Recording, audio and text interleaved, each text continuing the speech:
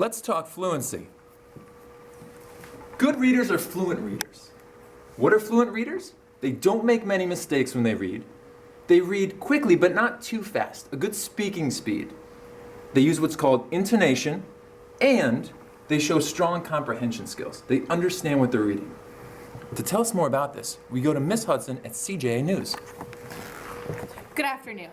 Teachers at CJA have reported a 20% increase in reading fluency during GER classes this year. This news comes in the wake of Chicago teachers reporting unfocused reading happening during language arts classes across the city.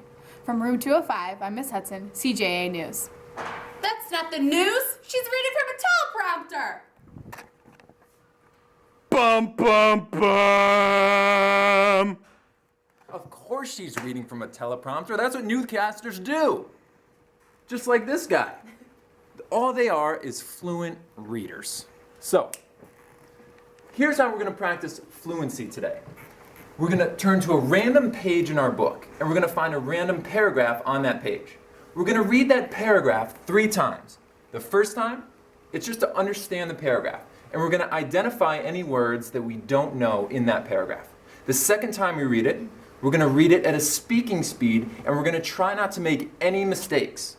The third time we read it, we're going to try to read with good intonation. So let's see what that looks like.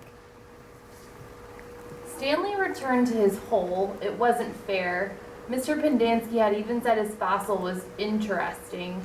He slammed a shovel into the ground and I before E. We have 2 vowels, so I know the first one makes the sound. So pried up another piece of earth. All right, so we've read the paragraph. We figured out that word we don't know. Now let's read it a second time. Stanley returned to his hole. It wasn't fair. Mr. Pendanski had even said his fossil was interesting. He slammed a shovel into the ground and pried up another piece of earth. That's 2. We've read it at a speaking speed. There are no mistakes, but there's no intonation in there. Let's read it a third time with some good intonation, which means you're rising and falling with your voice to match what's happening in the sentence. It's like a melody. Let's hear it. Stanley returned to his hole. It wasn't fair. Mr. Pendanski had even said his fossil was interesting. He slammed his shovel into the ground and pried up another piece of earth. All right, great intonation. We've done all 3 things, and now we can consider ourselves a fluent reader. Newsflash, people! Your fluency can go up too. It just takes practice. CJA News.